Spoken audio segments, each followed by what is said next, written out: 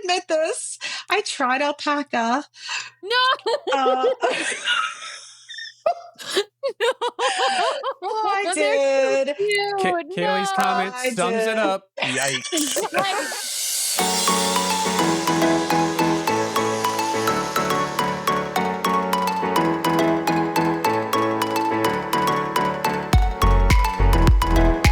We're going to have to skip our normal intro tonight because the video file is not found. I will see if I can fix that while we're on air. So we at least have our outro, but you know what? Here we go. Welcome back, everybody, to this week's live episode of the DCL Duo podcast, brought to you by My Path Unwinding Travel and our good friends over at the WDW magazine, the DCL magazine. I think Danny helpfully pointed out there will be another. Well, it'll now be a DCL-specific magazine, no longer an issue of the WDW magazine. It will be its own subscription coming out. We will share details once we know more, but be sure to head over to wdw-magazine.com, and you can order anything in their store with code DCL Duo, all caps DCL Duo, for 10% off. And big thank you to Stephanie, Danny, the whole team over at WDW Magazine for sponsoring our bonus and live episodes. But we're also welcoming Karen from My Path Unwinding Travel this evening. Welcome, Karen. Thank you. I thought maybe I could sing the intro for you, but I could fireworks. It puts me in the right frame of mind, you know? Oh, duh. Yeah, exactly. I must have deleted a file somewhere, and now I got to go find it again.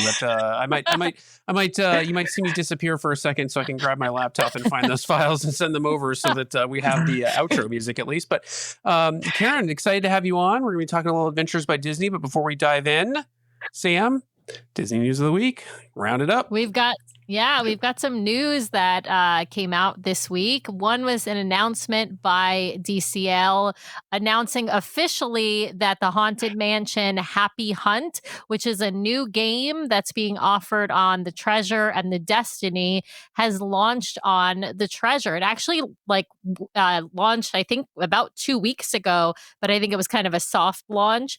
You know, they were doing some testing with the folks on board, and now it has officially launched on the Treasure.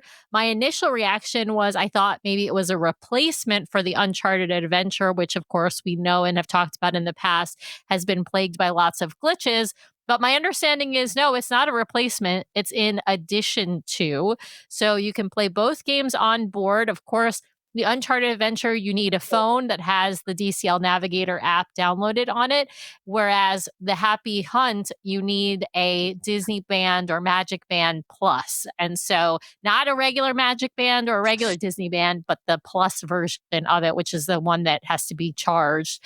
And so you can play that on board the Treasure currently. And from what I'm hearing, it is likely to be ready for the Destiny maiden voyage, although there's, of course, no guarantees there. But I'm excited for this new game. I've heard from a few listeners who happened to be on board at the time it launched, who were giving positive feedback about it. I don't know if you guys are excited about it. Karen, are you excited to play? Maybe we'll run around on the Destiny maiden and play it. We are going to run around. I am really excited. Those kind of games bring me back to my kids playing Magi Quest with the wands all around Great Wolf Lodge. So I think it's really fun. Of course, Midship Detective Agency too, but I think it's going to be super fun. Yeah, super exciting.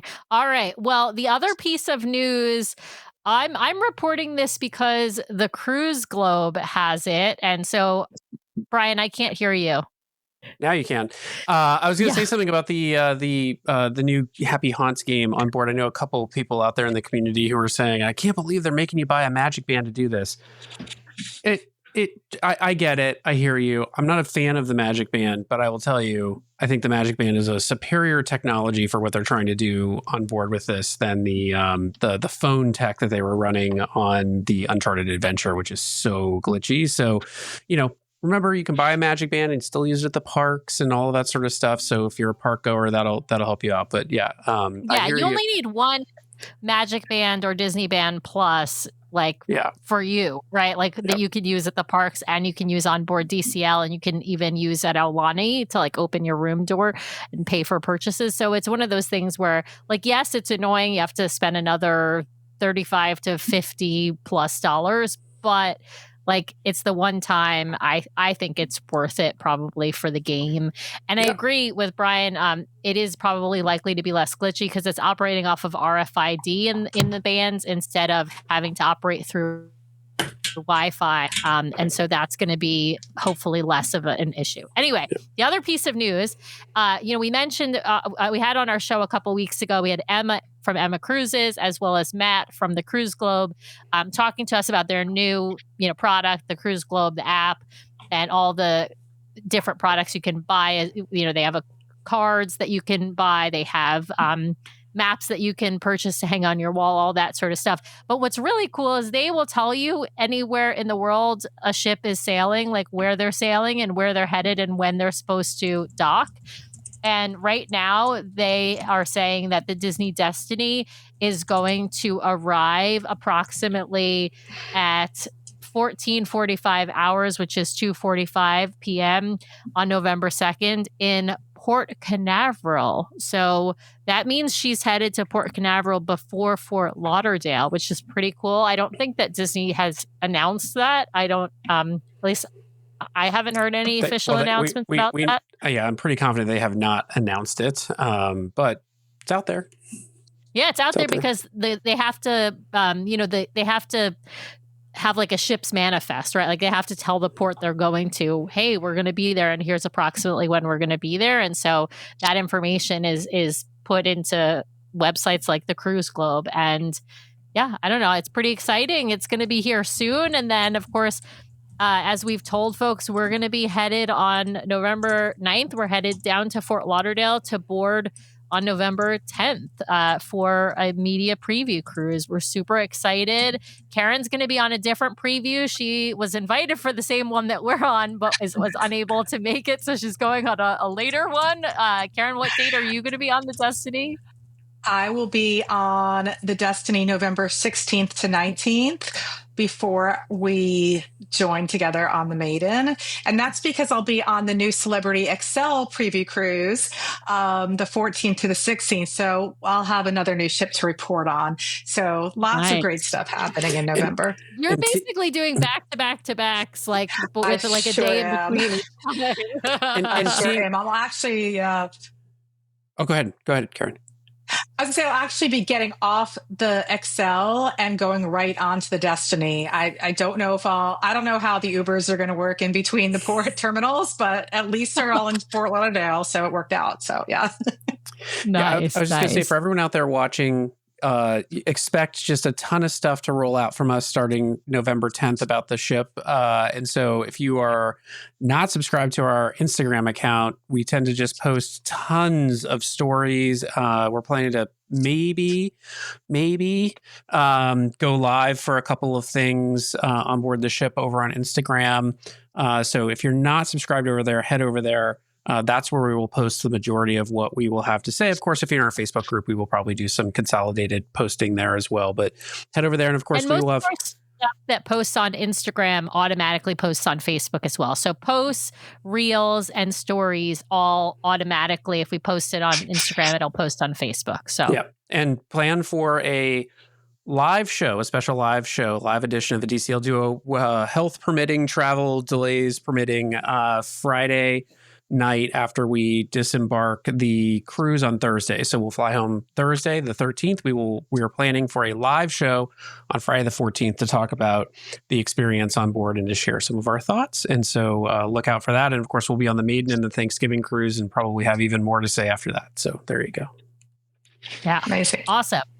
Well, with all of that, we need to talk about Adventurous by Disney and your amazing trip to Peru, Karen. Where do we even start? Like, why Peru?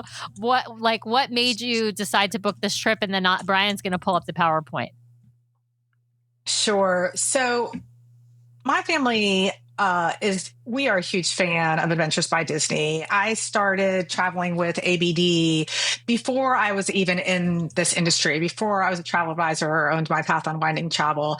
And from our very first one, which, was 11, 12 years ago, we have fallen in love with the style of travel and the quality of the people that we're traveling with and our guides, just the whole thing. And you all have heard me rave about it before, but Peru is, it's a bucket list destination. It's incredible nature, archaeology, food, art, all of it. And the timing just worked well for us empty nesters. The kids are, grown and flown, and Harv, my husband's schedule, has certain limitations. And that itinerary that week just happened to work. And it was also good timing for my birthday. So it worked out really, really well for us to join this adult exclusive Adventures by Disney. Awesome. Now, Karen and I are not quite birthday twins. We have our birthdays one day apart, and we are both Libras, and so we both just celebrated some birthdays. So I love that you got to do an ABD for your birthday, Karen. What a fabulous idea, right? It was so much fun. I honestly, I went into it. One of the great things about Adventures by Disney is you don't really have to plan a lot. And so I went into it. I honestly, I had read the itinerary 3 or 4 times. I had reviewed the itinerary with Harb. I had tried to tell my kids about it and my team about it, but I kind of went in still not exactly sure what we would be doing. Except, of course, for Machu Picchu, which is sort of on everybody's bucket list. It was the most jam-packed, fully immersive adventure yet. I've done 7 now, and there was just so much to it that it's hard to kind of say where to start without being here all night. But one of the picture that I started out with here is our group, and this is the first morning where we were all together as a group, having all arrived at some point the day or two before. The first official day there's nothing on the itinerary, nothing included except get to the hotel at some point during the day and check in with the guides and go to sleep because you're going to be waking up early to take a flight. And so this was our first group picture in the lobby of the Lima Hotel in Weston. And, it just speaks to, that first day when you're on a group trip and you're like, I don't know any of these people yet because we didn't. Yeah, nobody's putting their arms around the strangers yet because eventually they won't be strangers, but I'm sure that changes over time. Exactly. And there were a few different people. We met 2 couples from Charlotte, North Carolina, actually, where I'm from, that were traveling together, and a few couples from Canada that were traveling together. But, for the most part, none of us knew each other. And it's that first day where everybody's introducing themselves and trying to figure out, how are we going to fit in? And the guides are trying to make sure that, everybody's on time and organized.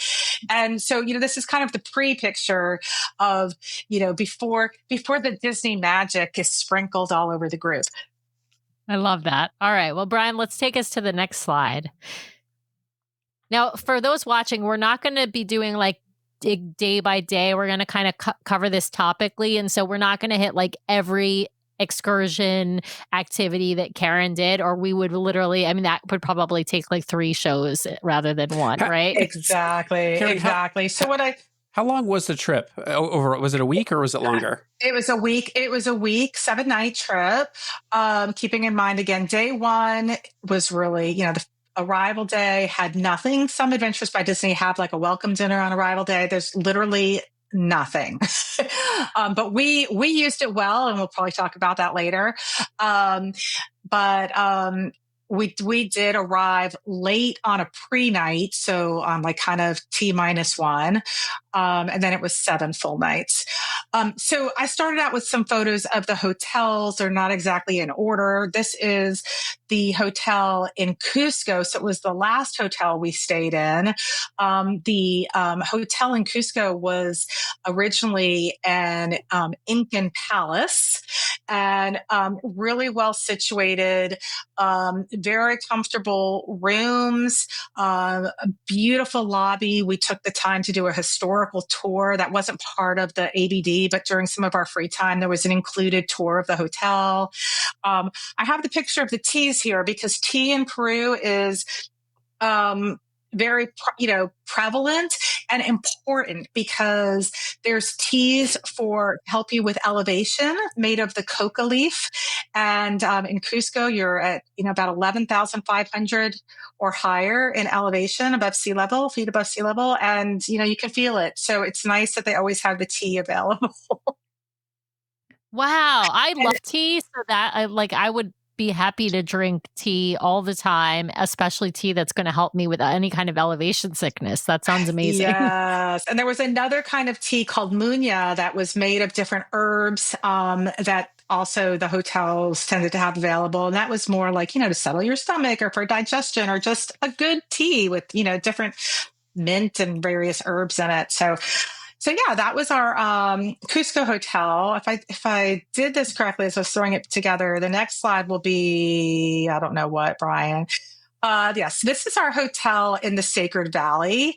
Um, this is a Marriott Luxury Collection hotel. All three hotels actually happen to be Marriott's. Mhm. So you don't get points if you're a Marriott member because you're booked through the group, but you can give them your number for any charges or whatever to get, points for additional spend.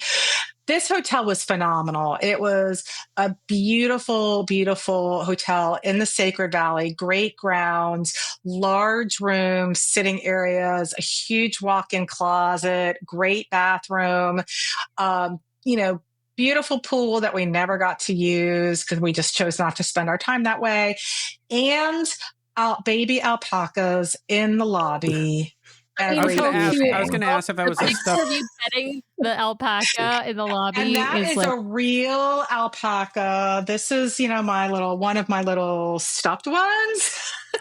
But that is a real baby alpaca. And they were the sweetest, softest, most wonderful animals. And you see alpacas and some llamas all over Peru. Um, just I ever, want one, Brian. I mean, I was kind of joking, Daddy, I want another alpaca. I want that. Um, I want an alpaca. Yeah, I I'm with want one now. I'm with Tracy here in the comments because when I saw that, I was like, is that like a pillow or a stuffed animal? Like, that looks adorable. And of course, Beth just says it all with the emojis it's right so adorable. And everywhere you go, they have women that are in traditional Incan dress that are like carrying around different age alpacas to, try to get you to take their picture and maybe earn the currency there is called the sol, or, multiples or soles. And but we didn't have to do that because we had so many opportunities to interact with alpacas and llamas, including in the hotel lobby every night. So, Karen, We have a quick question how many hotels about did you, Karen, how many hotels did you stay at over the course of the week? We just stayed in three, and the Okay. first one was in Lima just for the night. And then it was so wonderful to get to the Sacred Valley and to stay there for 4 nights. You could Mhm. really unpack and settle in. And then, when we were at the Cusco Hotel another couple nights. So that was just really, really a nice pace. Something to look at when you're planning an Adventures by Disney is, or any guided vacation, how many hotel changes do they have? Right. Because there's pluses and minuses to that. There's reasons for the hotel changes, but for this itinerary, it was wonderful to make this hotel our home base for a good while. Yeah. Now, for you had one pre-night because you arrived T-1, right? Did you stay at the Yes. same hotel that was your first hotel? We did. So we stayed at the Westin Lima, which is the hotel that Adventures by Disney uses. We booked that independently from Adventures by Disney. But yet they still did pick us up from the airport, which is a wonderful perk because it was the same hotel. We got there pretty late on a Sunday night, which was the T-1. Monday was technically day one of the adventure. And the guides, we had a welcome letter from our guides, and we got to see them in the lobby, and they gave us some tips and some maps how to spend our day, and reminding us what we needed to do for the next morning to get started. I'm curious, Karen. I mean, like, these hotels probably have some amazing amenities. That pool, for instance, catches my attention. Did you find you actually had time to on your own much, or was this really like a go, go, go every day? Yeah. There definitely were times that we could have chosen to use the pool or the spa, for example, or there were some times where we had a choice, right? So there was one afternoon on the itinerary in the Sacred Valley. It was a pretty big day already. And they said, okay, if you'd like, you can come into town with us and visit a local market and a local, famous pottery pottery studio, or you can just enjoy the hotel. And, I think it was probably a few more people decided to go into town, but I can imagine that on the family friendly one, more families would have chosen to stay at the hotel and swim. So it really, there were a couple of chunks of time that we had free. But as I did say, there were, this was one of the most inclusive, active adventures that I've done. There was not a ton of time on your own, very few meals on our own, which was, in a way, very nice. But if you had some time, you could, take a quick dip. Yeah. Nice. Brian, let's go to the next slide. Yeah, we've got a great question from Tracy. How many people were on your adventure? And then also, how many guides did you have? Sure. So we had 30 adults on our adventure, and we had 2 guides, which is typical of Adventures by Disneyland vacations. We had Mike from the US.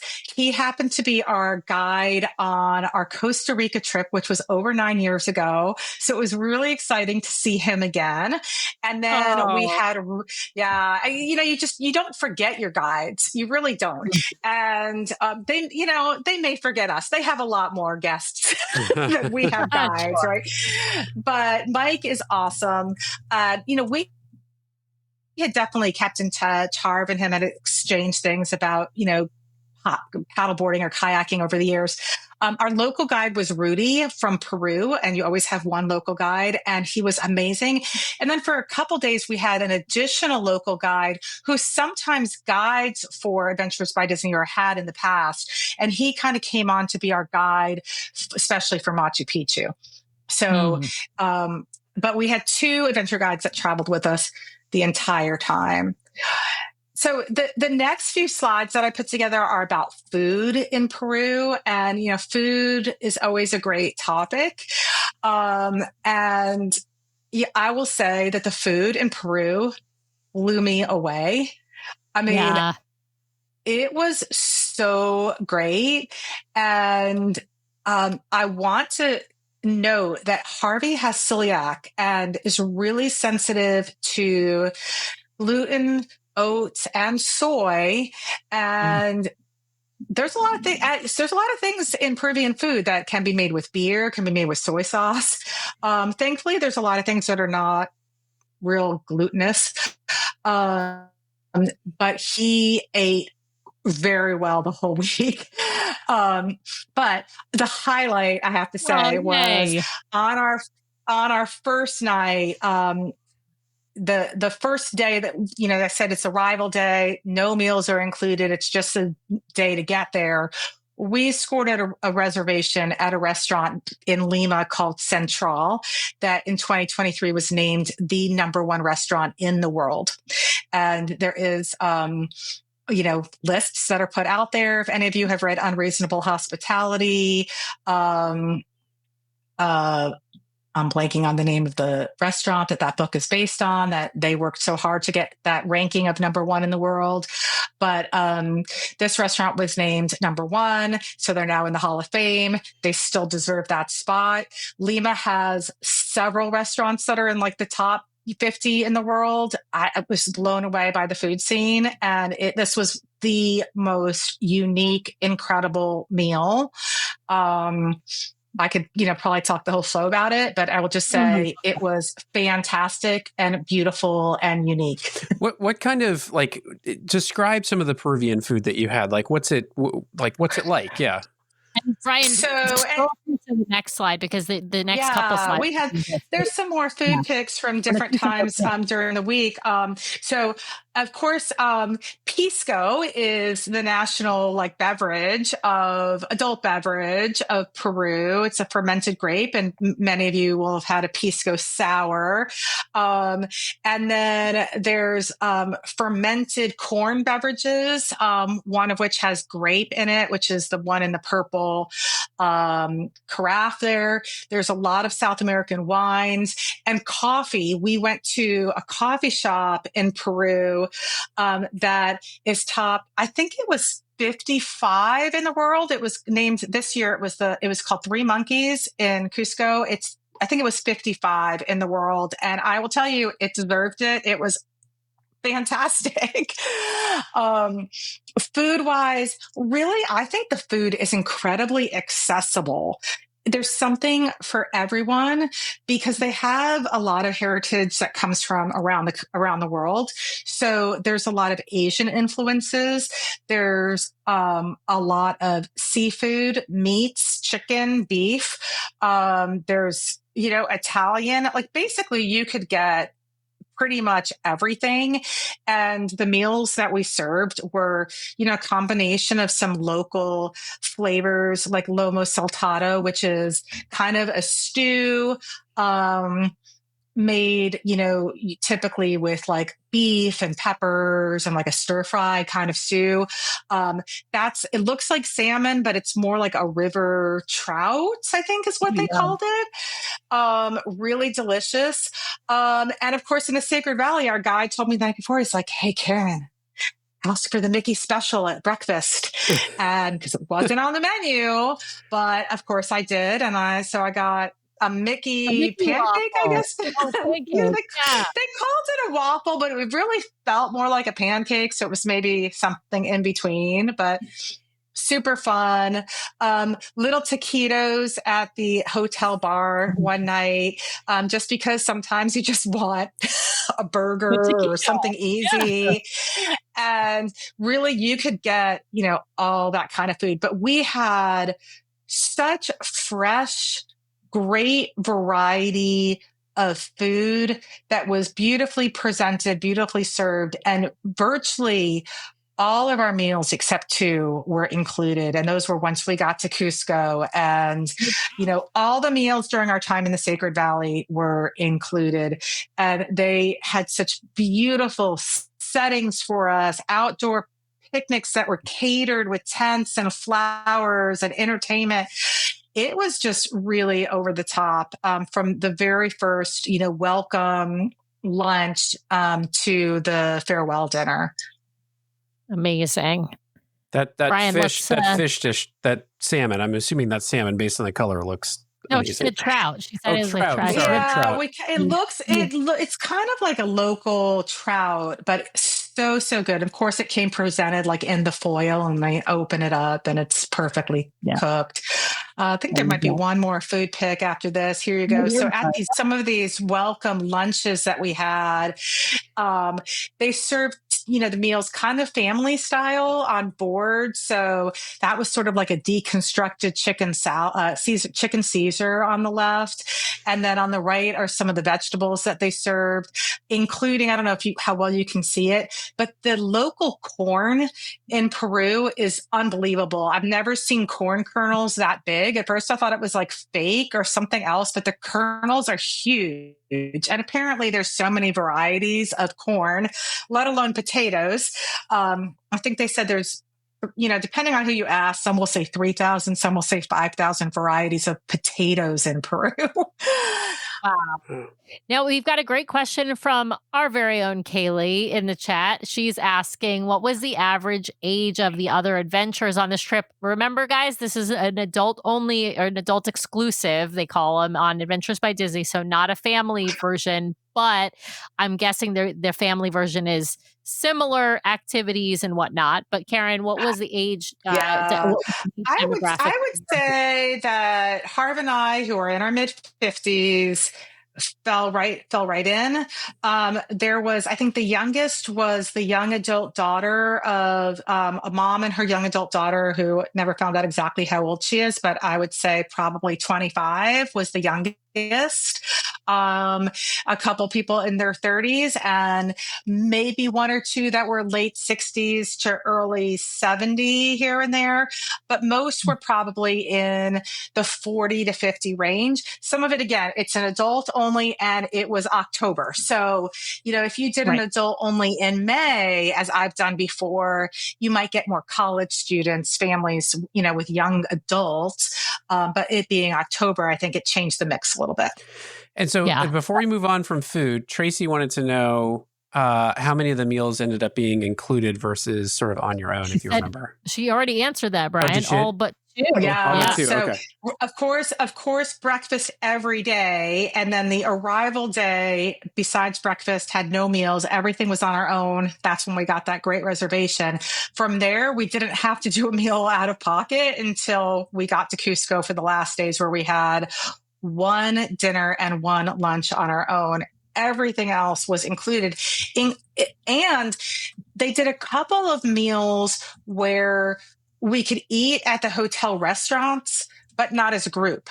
So it was after Machu Picchu Day, they had a menu at the hotel restaurant, the main restaurant, and also at the bar restaurant, which is more casual. And you could go to either at any time, and you didn't have to eat as a group. And that was also included, which was really, really a nice touch. Yeah, that sounds really nice.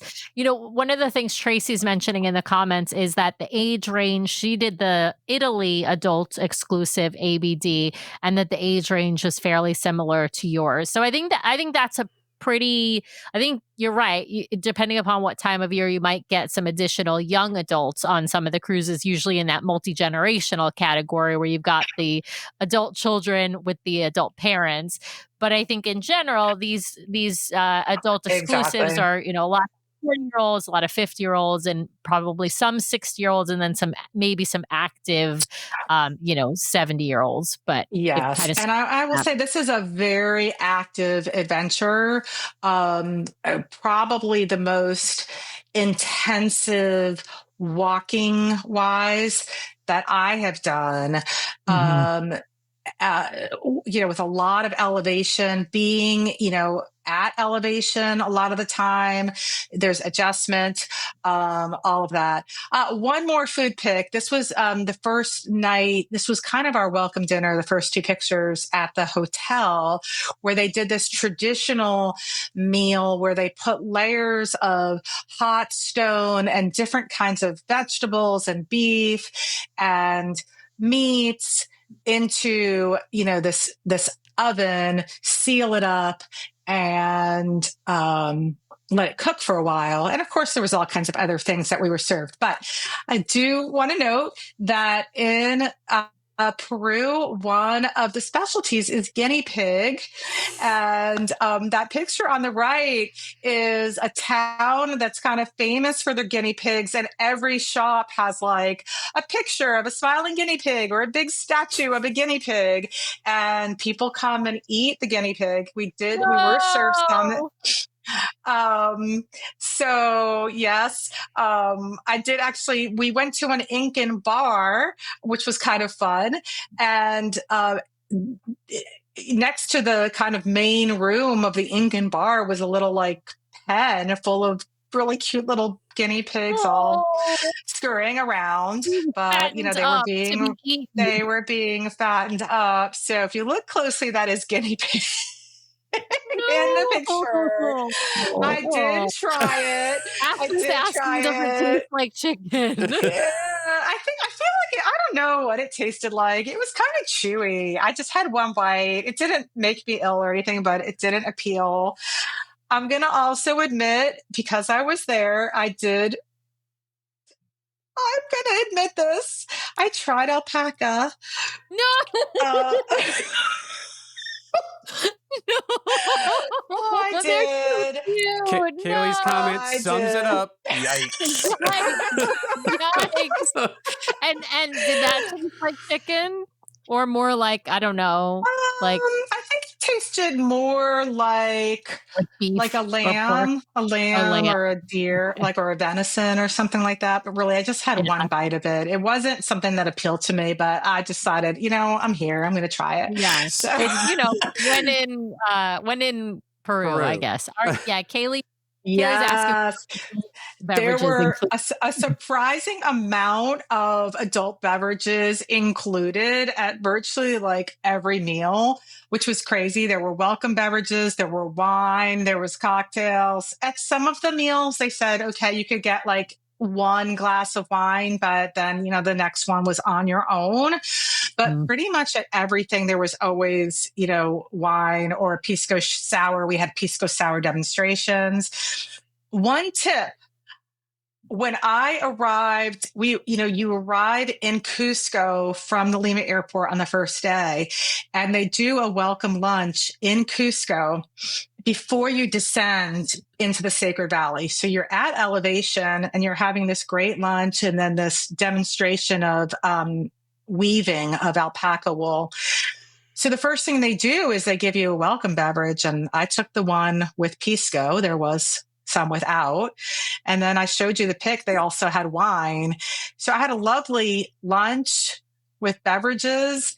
And then I sat and watched the weaving demonstration and I started seeing black spots. The altitude was getting to me. Oh, wow. And, I had read alcohol and altitude don't mix. They recommended avoiding alcohol. And of course, I ignored that. And I really did think I was going to pass out for a minute. I stood up, walked to the guide and said, I'm feeling really, off. And he offered to get oxygen. They do have oxygen available. The hotels have it. But I think just walking around and cooling off a little bit, even though it was a little chilly, but I had that wool poncho on, helped clear it. And I never needed anything. And I did take the coca tea, which they said should help. And I think that kind of kicked in. But yeah, lots of great beverages during the week. Great wine. Just be careful with the altitude. Sam, I'm just going to say, Tracy's asking, would I try it? I think the answer to the guinea pig is no. I have to, there's a question mark on the alpaca. I'd try both. I've tried all kinds of things. Yeah, you definitely would try both. I know that. I'm just going to tell you right now, though. I also brought home a little guinea pig. I don't think I could try guinea pig, especially in front of Nathan. I think he would be horrified. I think he would, yeah. I'll tell you right now, though, what I would bring home are these two llamas here. Baby alpacas. Baby oh my alpacas. God. Sorry, I can't remember. There's alpacas. And somewhere they taught us the difference between a llama. I think the llamas have the longer noses. Those are so sweet. Amos and Isabel in our house are in trouble because those look very cute. I know our dogs are, yeah. And this slide was an homage to llamas and alpacas. One day, actually, as we were heading back into Cusco from our time in the Sacred Valley, we stopped at a llama farm and we were welcomed by a shaman and musicians doing like a whole ritual and dance. And I'm going to tell you that's a Disney difference because as we were leaving, we saw another tour group come in and they did not have that entertainment greeting them.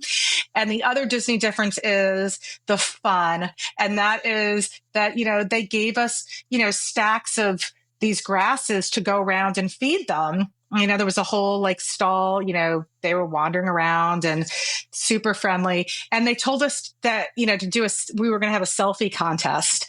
And so I don't know how clear it is in the way the middle picture rendered. I was calling it the llama and the tramp. Oh, it's the spaghetti. It's the spaghetti between. Yes.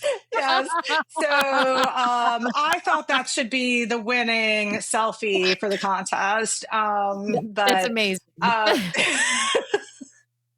llama and the tramp. You're the tramp, apparently. Apparently. This slide is an ode to planes, trains, and automobiles because literally this trip was planes, trains, and automobiles. As I told you, the very first, full morning, they took us back to the airport. It was, they make it so easy to, your luggage is picked up from your room, put on the coach, taken off the bus at the airport. You have to check in with your luggage because of security, but they, hand you your boarding passes. They escort you through security. They just make it super easy. And then, so, there's a picture of our guide, Mike, on the coach. Most of the time on our trip in the Sacred Valley, we were divided into two smaller coaches. And because in order to navigate the tighter streets and the curvy roads. And then the picture on the left is the amazing train that we took into Machu Picchu. So we really did get planes, trains, and automobiles. And there is a lot of logistics and transportation on this trip to see everything you want to see in Peru. And another reason to do it with Adventures by Disney is they just handle it all for you. You just show up when they tell you. Nice. I love that.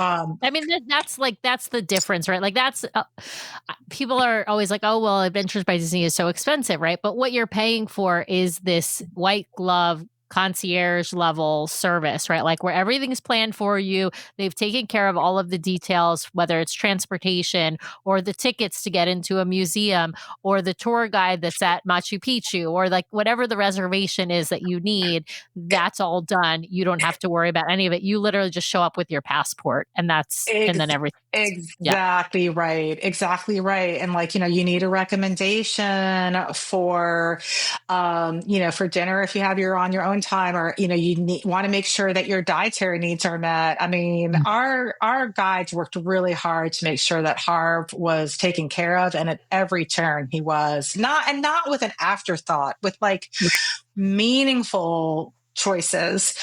I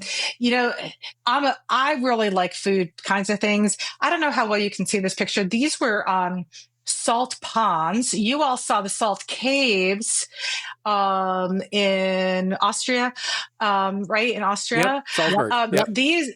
These are salt ponds, and it's hard to get the perspective maybe from this photo of how many thousands of individual salt ponds and how long they just go on and on and on for. They're still working. They are fed with spring water, and they all kind of are designed to flow into each other. And then when they evaporate, somebody comes and scrapes it all, and then you can buy lots of salt in the market. Really just another one of these things like you wouldn't know to go visit on your own. It is a tourist attraction, but not necessarily one that you think, oh, I'm going to Peru to see salt ponds. But it turned out to be one of the most fascinating places. And then from there, we hiked kind of back down into the town that day. So it was also just a really cool hike to see the salt mines, from different angles, and, just the nature of the landscape as we went down towards the river. But there was a few people that had some mobility issues, and they popped them in the van and drove them down into town instead. I was going to say, I remember, to go back to the point you made earlier about, Disney vetting all of this stuff. I remember we had a guest who had done an Adventures by Disney to Costa Rica, and then she went back to Costa Rica on her own, and she was messaging us going, I really miss the adventure guides for this. So, I mean, they do make things so seamless. And Sam, this reminds me of the salt ponds we saw. I forget which stop it was on our version. In the Caribbean. Yeah, so there are some salt ponds in certain parts of the Caribbean. I think it was on Grand Cayman, Brian, where we had the Jeep tour? Yeah, I think it was when we were in Grand Cayman. They actually have salt ponds, and so they sort of have it marked out like whose salt pond is what, and then they go and scrape it when the water evaporates. But it is like one of these things where in Latin America, in the Caribbean, like that was such a big industry, and in certain places still is. There's an entire book written that's called Salt, because it's so important to human history and life. So there you go. Yeah, well, and Absolutely. food preservation So even. many, food Yeah. preservation and, it was the currency for a while, Mhm. right? The currency Yep. of the world. Now it's worth pennies. And apparently they make more on admission fees to visit the salt mines than they do on the actual salt. But, the next few slides just highlight some of the various activities and places we went. Everybody knows Machu Picchu, but there's all these other sites throughout the Sacred Valley and Cusco that we visited that are Incan and pre-Incan civilizations. Really cool archaeological sites, beautiful views, beautiful hiking. We were really lucky. The rainy season technically starts November. Apparently there had been some rain earlier. We had fantastic. You can see, blue skies everywhere. We walked a ton before we even got to Machu Picchu. Like the first, I don't know if I have a picture of it in one of the other slides. The first day of activities after the travel day, we went to this site that, they said, okay, we're going to go up there. It's 250 steps to the top. Now we weren't at the full altitude of Cusco, but you're still kind of high up in the Sacred Valley. And, you know, they said you don't have to go all the way up. There's, plenty to see. You can go up partially and there's terraces and the guides take breaks and tell you, as you're going so you can catch your breath. I did it all. I came home with such a sense of accomplishment because I did all the walks, all the stairs, all the options. That's awesome. I did it all on my 2 feet. My thighs were absolutely burning before I ever got to Machu Picchu, but I did it. And so it was really, a great sense of accomplishment. So, again, here, just, doing some hikes after seeing some sights, and it's like, okay, you can hike back or we can drive you back. We did do a great whitewater rafting trip. Disney provides your wetsuits, your aqua socks, helmet. They include all the photos not just the photos that the guides take, but on the whitewater, on the river rafting trip, there's guides stationed in other rafts and on the riverbanks taking photos, and all of those are uploaded to the shared site. We got, great photos from them. Harv got great video with his new meta glasses. Super, super fun. I was nervous. I get nervous at these things. I'm not a thrill Yeah, seeker, but I would be nervous about this, but I would do it. I was nervous, but I would do it. And they do have, each raft has a guide. And one of our adventure guides was in our boats. There was 4 of us plus Mike, our adventure guide. And then we were supposed to have, a river raft guy, that really knows what he's doing. And they were just playing around and they just pushed us off without anybody. And I was now Harv kind of knows what he's doing. And I think adventure guide Mike kind of knew what he's doing, but I was kind of freaking out. But of course, it was all fine. And he caught up to us and got in and steered us through all the, crazy. All the crazy stuff. Yeah. But, just terrific. And you get out of the chilly water and you change. They have towels for you. And then they have a spread of, food and hot tea and, all the great things. And then, one of the things that people say is, am I going to have enough time, to really feel the sense of place? Mm-hmm. And on this trip, you do. There were plenty of opportunities to roam and wander on your own, or just explore as we were, we were heading down from the one site and going down into town to meet up with those that had driven down to the music workshops. You kind of get to explore, or the afternoon market tour that was optional.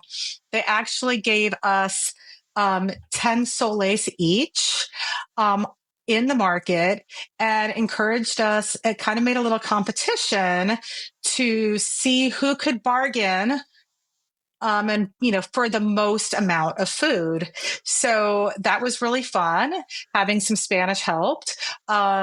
and there was, all kinds of interesting, fun things in the market.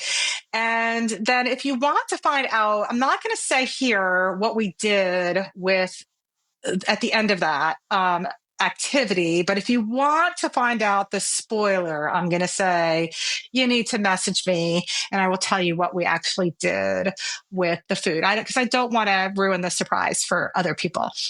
Nice. I love that it. might just want to be surprised.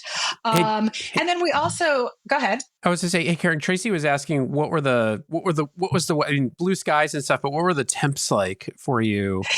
Yeah, it was, I would say that day was a little chilly. I mean, it was the kind of weather that week where you would start off in the morning with, either, many people had shorts and like, a sweatshirt or a light coat on, and then you start peeling your layers off as the day goes on. We were rafting in the morning and the water was a little chilly and it did sprinkle a little bit on the river, but we were already wet. So um, but It's it like when was it rains at Castaway, you're already in the water. Like you're like, I don't care, I'm right, already wet. right. Yeah, I would say that there were some days that it got up to like mid 70s at times, so it was really pleasant. But in the morning you could wake up and feel a chill. Yeah. And then there was another day where we went into another town that has a lot of local markets and artisans, and they just said, "Hey, we're gonna, we're dropping you off here. We'll meet back up in like an hour and a half." And everybody just had time to explore and do what they wanted. And that day they gave us each 20 soles, so that's about $6 or $7, and we each bought a white elephant gift. And that we exchanged in the white elephant game at our farewell dinner, and so that was really fun too. Yeah, we did do that. It wasn't a white elephant, but it was on our river cruise. So I think this is kind of an ABD thing. They don't do it on necessarily every trip, but on our river cruise, because ours was Christmas, we had a gift exchange as well. And it wasn't, when I think of white elephant, I think of gag gifts. When I think of versus a gift exchange, which is just a nice gift, but it's still a small, right? Like a small gift, so something that doesn't cost a lot of Yes. money. Yes. They asked us to keep everything Disney rated because, Yeah. in some of these shops, there's some Incan traditions that are adult oriented, I'd say. But there was a range of things that were kind of funny and fun and some, and it was really fun. We did the whole swapping thing. And part of the competition was how you wrapped it because they said it had to come wrapped and everybody just had to be creative in what you could find to wrap. So we were proud of ours. We wrapped ours in a Kleenex box from the hotel and I happened to have some fashion tape. So we were able to seal it and put tissues like on top. So it really looked like a tissue box. I just grab my my shaver and head out and find an alpaca and roll it up in some fur. There you go. There you go.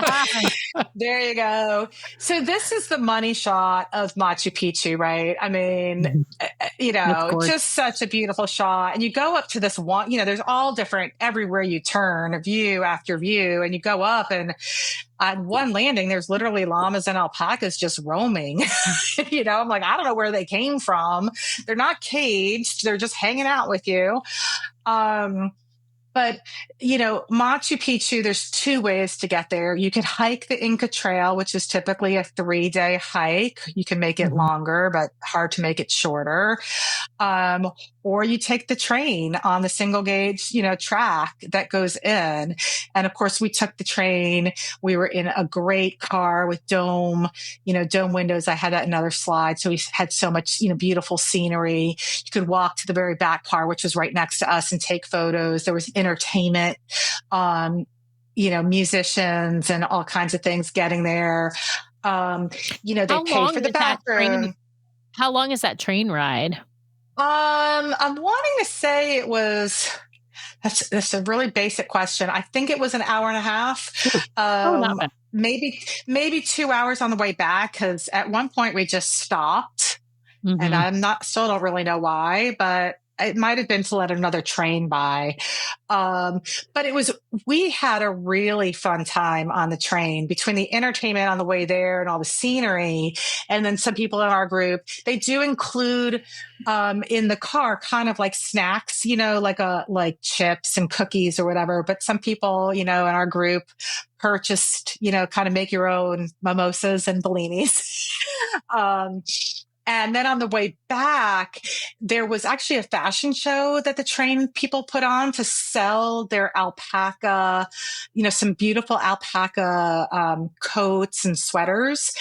And pro tip, you think it's expensive, you're going to be like, it's beautiful. And you're like, it's so beautiful. And then you look at the price tag and it's pricey.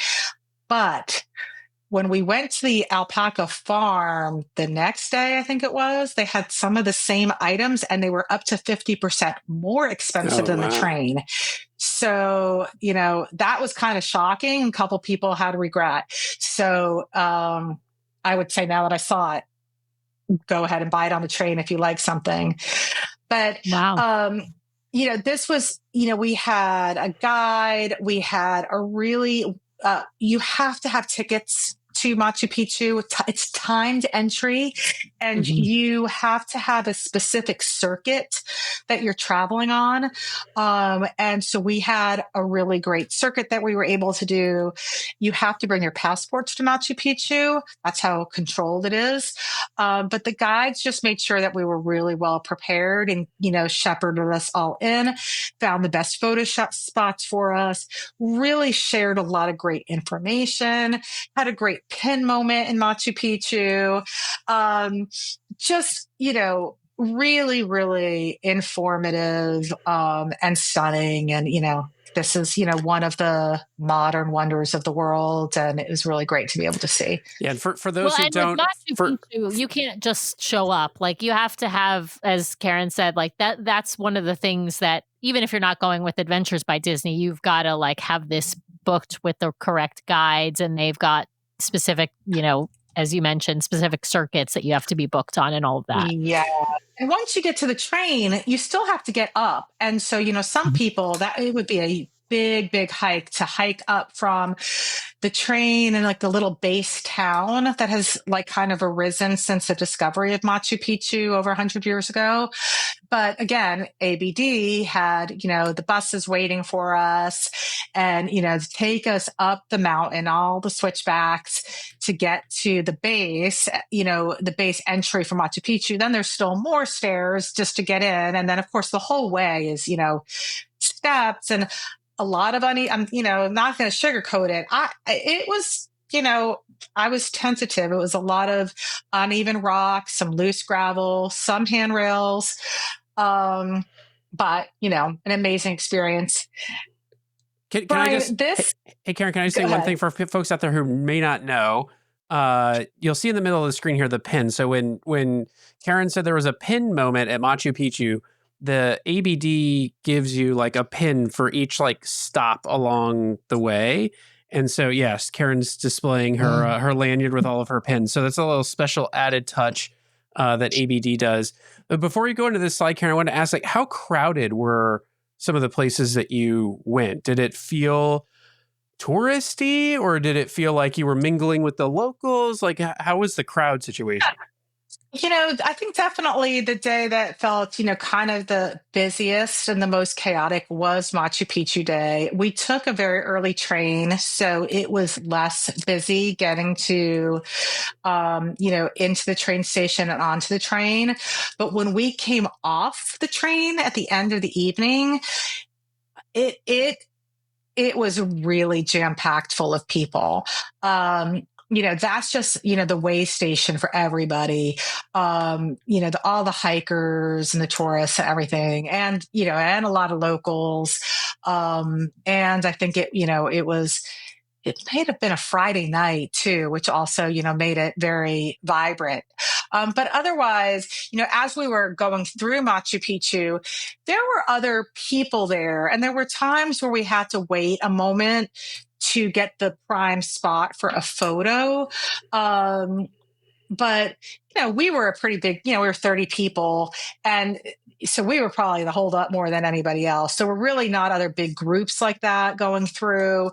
There were definitely some people that were spending an inordinate amount of time getting that perfect Instagram shot. Like, we tried to be respectful, get your shot, move on. Yeah. But but then we realized too, there's a million places to take a photo, especially once we got up to the area that I showed with the llama, and then this picture on the left with the guides. Like, we spent quite a bit of time there, and you could kind of really walk around and take lots of photos. And then as we were heading back down, there were just a lot of opportunity. Yeah. Yeah. It strikes me, maybe the reason your train stopped, because we learned this in Alaska, is they stopped occasionally to pick up hikers along the route and then take them down. So they might have had to wait for somebody who had scheduled a pickup of some sort. So that could also or train passing too. Because that's what she said. Yeah. Because they can't be both passing, because they pass so closely. You can't have them both moving, because they might actually bang into each other with the movement. People always ask us about Disney touches on ABD. So I see this clearly That's a local chef taking his Well, there's Mickey hands, there's a Mickey pin, and then there's a little Remy under a chef's hat. Yeah. Yes. So tell us about some of these. I put this slide together to answer the question, how Disney is Adventures by Disney in Peru. And the answer is, it's basically what you see on this slide. That was it. The guides brought the Mickey hands up to Machu Picchu, which was really fun. The pins are all Disney themed. We've got, Donald on the Andean Majesty, and, Machu Picchu has Goofy on it. And, so the pins are Disney themed. And at the hotel in the Sacred Valley, our chef that was demonstrating some, ceviche and the lomo saltado, at the end of his demonstration, whipped off his chef's hat, and there was Remy underneath. And then he had a box that looked like a box that you would present tea in, but had all the pins in it. So fun. That was really it. Now I'm going to say, mostly everybody on the trip had some kind of Disney affinity, had done a Disney cruise or were DVC or had done other ABDs, but there were a few that had not, and were really just on it because it was a great itinerary and they heard good things. I think there was one day on one of the buses that, we did some Disney music trivia, but it was more often on the bus that, we had Fleetwood Mac playing or something, or some, Peruvian music, or so really very, very minimal Disney theming, and then you saw the Mickey pancake that you have to kind of ask and know about. Yeah. Well, and I think that's, I think with Adventures by Disney, it's a light touch of Disney, the sort of Disney's magic sprinkled in, but it's not like a lot of in your face Disney. Now, of course, the ones that are family friendly are going to have just a little bit more of a sprinkle probably than the adult exclusive ones. And then, and that doesn't really, I don't think, change whether you're on a river cruise versus a land-based one. It's still a little sprinkle with a little bit more with kids, a little bit less with the adult exclusive. Exactly. Nice. Yeah. Do we have another slide? Ooh, look at that. Look at that beautiful group photo and the cute photo. Guys. Yeah. Oh, wow. So the guides are amazing, right? So they set us all up. They went up kind of a level, took it going down. And, again, this was we still had a few more days left of the trip, but this was, remember that first picture where I said we first met, and then here we are in Machu Picchu together. And, we were literally, there was one guy who sadly had ruptured his Achilles. I don't know exactly how long before this trip, but, he was in a boot and an immobilizer with his knee at an angle, and had kind of a peg holding it up, and walking sticks. I mean, we were cheering him on. There was somebody else that had a cane. We were all just rooting for each other. And, it was such a sense of accomplishment. Here we are, and, just having so much fun together, and so, I think that's just the magical picture that sums it up. Nice. What was the biggest highlight for you, Karen? The thing that just stands out as being kind of the best experience that you had? I'm going to have to say Machu Picchu Day. And, that's because there's so many pieces. I would never have wanted to do that without the adventure guides. Even after all the hiking we did in Machu Picchu, then we had a great lunch available to us and then we have to get back. Right. So, just having all of that, that process, with that high touch service, but also having our guides, our Peruvian guides, told the story of Machu Picchu and of, the Incan culture and the Spanish conquest, and even how all of that ties into modern day Peru and their own families. You know, if you don't go, you're not going to just get that from anybody. That Disney really vets their guides well. And having a multi-day experience with the guides is different than being with a guide for, oh, can I see this guide for this site and this guide for Machu Picchu. They weave information in, so it becomes like, oh yeah, you mentioned that. Like, I remembered that my guide had grown up in a town called Lake Titicaca in Peru. And then when I was in the market, there were these wheels of cheese with like this green reed wrapped around it. And she said, oh, it's from Lago Titicaca. And I was like, I know that place now, Oh, I love And I that. went to Rudy Yeah. and I said, Rudy, the cheese is from your town. And he's like, what? So it's just these really little moments that are hard to describe. But Yeah. yeah. Well, I love that. Sounds like an amazing, amazing, amazing trip. So, Oh my God. I'm so jealous. Karen, do you think that an itinerary like this would be family friendly? Of course, this is the adult exclusive version, but do you think that this is one that obviously not a family with very little kids? And I tend to try to remind people that Adventures by Disney is not for the families with toddlers. It's the families with Correct. older kids. Older elementary is okay, but probably middle school and older is kind of probably a better target for those. But it is still family friendly. I'm just wondering if you think this itinerary would be a good one for a family. Absolutely. And, we have sent families with actually one of our first ABDs was to Peru that we sold as a travel agency was to a family heading to Peru with a 5-year-old. And apparently they did great. I guess sometimes these little kids, their center of gravity is different than ours. So, them running up and down the stairs and the hillside and all that. And, no telling about how altitude is going to hit. But I do think it's really family friendly. I mean, what child would not love those alpacas? Right. Really, really approachable food, very active. So the kids, are, never having to sit still through boring lectures. There's fresh air. There's a lot of good activities, a lot of fun things, really great hotels with pools. So I think it can be a good fit. You just, as always, have to know your family. But, one of the great things is Peru is on Central Time Zone. So even though it's a big trip to get there, the time change is minimal. So, in some ways it could be easier than going to Europe. So, it's something to keep That's in a mind. great point. Yeah, and it's not museums and stuff museums and churches like you might do in Europe. So yeah. I did take a quick look at the Adventures by Disney website, and for this trip, the minimum age is 6, according to their website.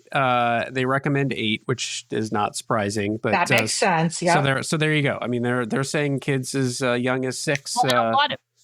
Yeah. A lot of their itineraries have minimum and then the recommended. I tend to find everyone I've looked at, the recommended is always 8 and up, even if the Yeah. minimum age is lower than Yes. that. But yeah. Right. And they've sometimes they tweak it, like River Cruise used to be, I think originally it was 7 and then they moved it down to 4 or 5. And sometimes year to year based on customer guest feedback, they tweak. Um, Mhm. but I think the most important thing is, of course, you have to meet the minimum. If you're in between that minimum and recommended, then it's just really important to think about who are you traveling with, what's the temperament of your child, where are you going, all those kinds of great things. Right. And not even if the recommended is 8, not every 8-year-old's probably a fit for this trip either. So you got to kind of know, like you Exactly. said, know your family. Okay, I want to ask Exactly. one last question, Karen, before we wrap up, and tell folks what's coming next week. But my last question is, what's the next ABD that you're headed on? We know you're headed on a Oh, previous cruises. We know you're headed on the maiden voyage of the Destiny with us, but what's the next ABD you're headed on? well, I feel like that's a trick question, Sam.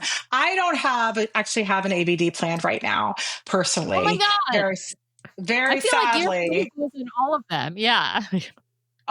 Very sadly, I don't have one planned at the moment. What I have my eye on is the new Greece itinerary.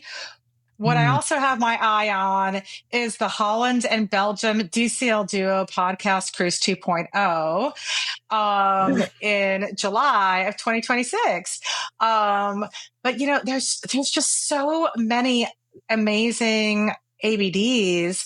And we just keep hearing great client feedback from all of them. So um, I don't have one planned yet, but I All right. will soon. It's a great reminder and a great plug that if you want to try Adventures by Disney, but you're a little nervous about it, we've got a nice little group cruise planned to ease you into the concept of ABD, a nice little river cruise. So it's a good way. Come with us and experience our second Adventures by Disney, and we'll help you along the way. So reach out to Karen and My Path Unwinding Travel if you're interested there. I'm not sure what the availability is like on that cruise any longer. I haven't kept pace, but if there's rooms available, I'm sure Karen would be more than happy to book you into one. So Absolutely. Reach out. We're going to have a lot more coverage from My Path Unwinding this week, like kind of with more day by day of what we did in Peru. We also have the Adventures by Disney and National Geographic Facebook group that you can join. So, lots of opportunities to get connected with us about ABD.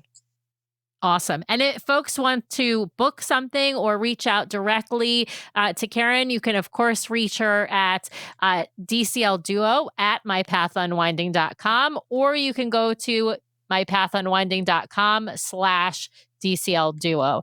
All right. Well, we will be back next week. We are going to be joined by our friend Tinfoil Mouse Ears, also known as CT, and also our friend Wes, the DCL Dude. So we are going to be doing, of course, another podcast crossover. We know you guys out there listening and watching love when we have Wes and when we have CT on. So we're going to be doing a crossover episode. We're going to be talking all about what we're going to expect and what we're excited for on the Disney Destiny. So we'll be back at our regular time. That's 5:30 p.m. Pacific, 8:30 p.m. Eastern next Monday. And for everybody out there, have a wonderful, safe, happy Halloween this Friday. Don't forget to check your candy. And let's all keep the folks in Jamaica in our thoughts as the hurricane rolls through. It will thankfully looks to be missing Florida entirely, but they're going to take a brunt of a Category 5 hurricane out there. So and they've been having just a rough go of it with all kinds of stuff. Yeah, absolutely. Yeah. Well, with that, thank you, everybody. Thanks, everyone. Have a wonderful week and have a happy Halloween. Bye, everybody. Well, thanks to everyone out there for listening this week. We really, really appreciate it. Be sure to subscribe to the podcast so you can keep getting great content from us every week. In fact, twice a week we publish shows. So be sure to hit the subscribe button to get all of those great episodes. And if you want to watch us live, we have a live show now every week, Monday nights, 5:30 p.m. Pacific, 8:30 p.m. Eastern over on youtube.com/DCL Duo. So be sure to head over and check that out. If you want to help support the show, be sure to hit those 5 stars on Apple Podcasts. And if you leave us a written review, a 5-star written review, we will read it at the top of one of our main episodes. So please head over there and hit those 5 stars. Of course, you can also help support the show by supporting our fabulous show sponsor, My Path Unwinding Travel. If you want to book your next Disney vacation, head over to mypathunwinding.com/DCL Duo or email them at dclduo@mypathunwinding.com so they know we sent you their way. If you've got questions or you'd like to connect with us, the best way to do that is to head over to dclduo.com. It's got links to all of our things, full catalog of the podcast episodes, including a searchable catalog for the podcast, links off to our vlog, a link to our Etsy store where we sell some fun fan-inspired magnets, link to our Patreon if you'd like to help directly support the show each and every month. Just head over to the website or patreon.com/DCL Duo. Also has a way for you to sign up for our Substack newsletter that we're hoping to start really pumping out monthly here at least, and a few blog articles that we've written. So dclduo.com is the best way to connect with us. You can also, of course, email us at info@dclduo.com or reach out to us on our voicemail line at 402-413-5590. That's 402-413-5590. The DCL Duo podcast is not affiliated with Disney Cruise Line, the Disney Company, or the Disney family of theme parks. The views expressed on the show are solely those of the individuals on the podcast and in no way reflect the views of the Disney Company or Disney Cruise Line. If you have questions about a Disney cruise or a Disney vacation, please contact the great folks over at My Path Unwinding Travel or Disney directly or your own travel agent. Thanks again for listening, and we'll see you next time for another fabulous adventure with the DCL Duo. Good night.